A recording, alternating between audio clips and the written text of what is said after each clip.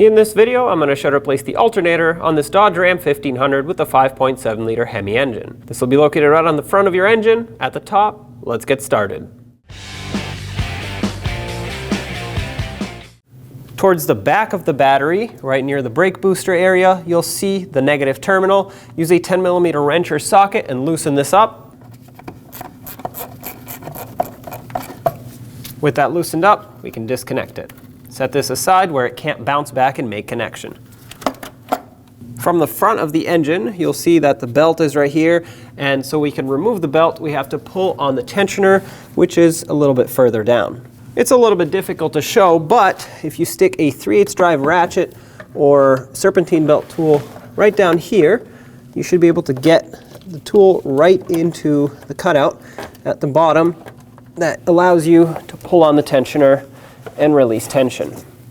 Now you want to pull clockwise on it and then take the belt off of the nearest pulley that you can reach. And for me, that's going to be the alternator. So slip the belt off. All right, let go of your tool. Remove your tool. Now we can finish removing the belt off of all the pulleys.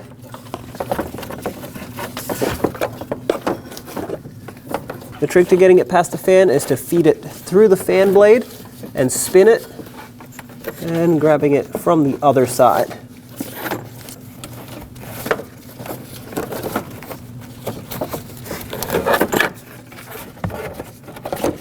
And there it is.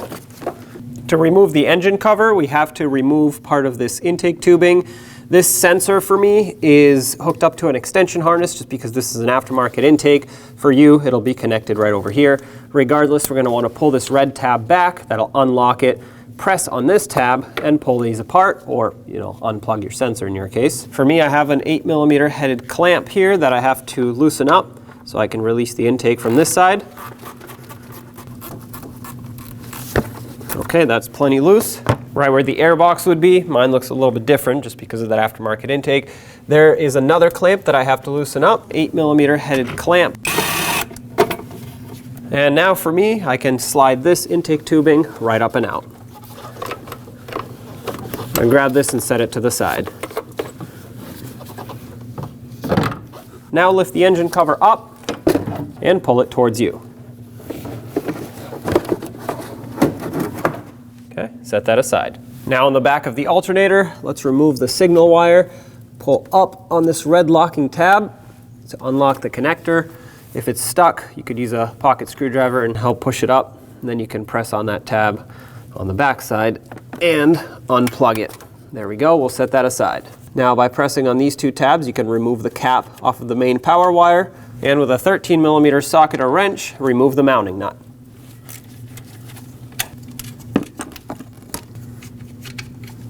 Pull the wire up, inspect it for corrosion. Mine looks okay, just a little bit dirty.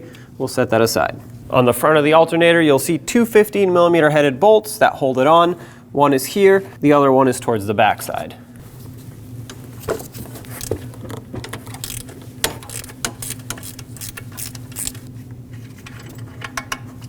Get this one out.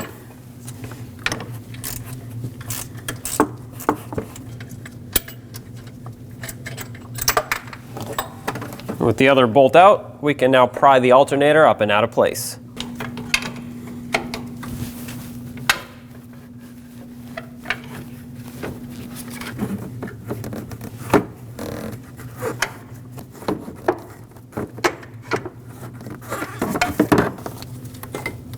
And there it is.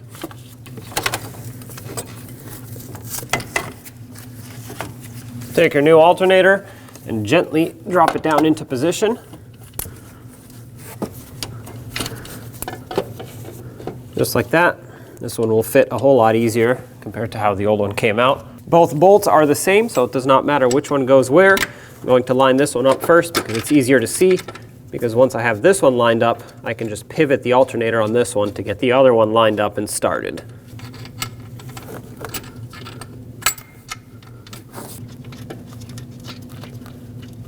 Let's bottom these out.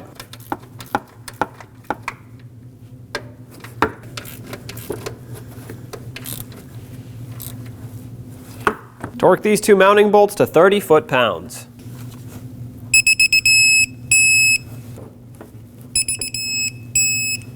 Let's put the power cable back on, make sure it's clean and has a good contact and that this hook lines up with its slot.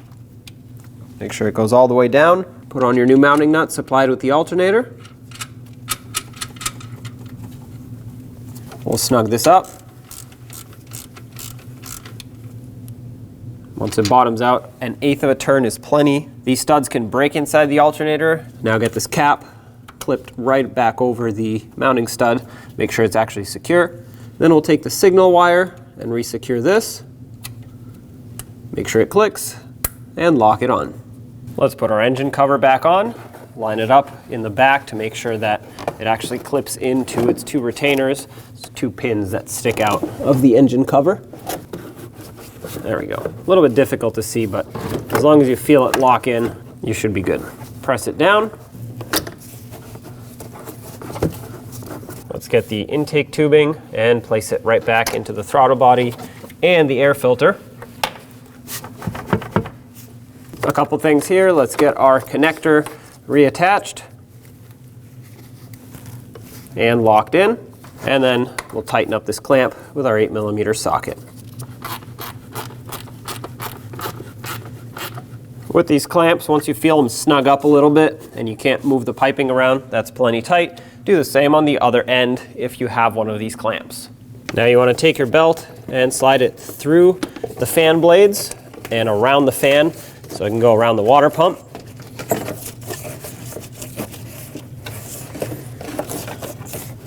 Just like that. And on the screen, here's the belt routing diagram so that you can make sure it's routed on the correct pulleys in the correct direction.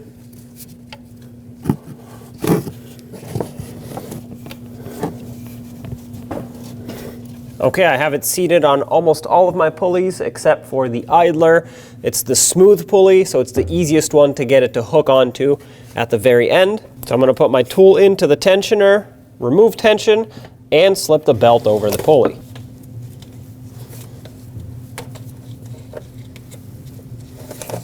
All right, I'm going to get my tool out of here.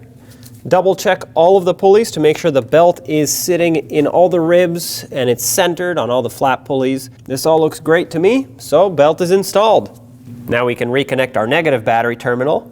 Ensure there's no corrosion on this. Tighten it up with that 10mm socket, making sure you do not over tighten it and stretch the terminal. So as soon as you feel some pressure, pause right there. If you can't spin it, that's plenty tight. If yours has a cap, go ahead and put the cap back on. When only the best will do, demand TRQ. The only company that lets you view before you do. TRQ is committed to offering the highest quality aftermarket auto parts that are engineered for peace of mind. Thanks for using and viewing with TRQ.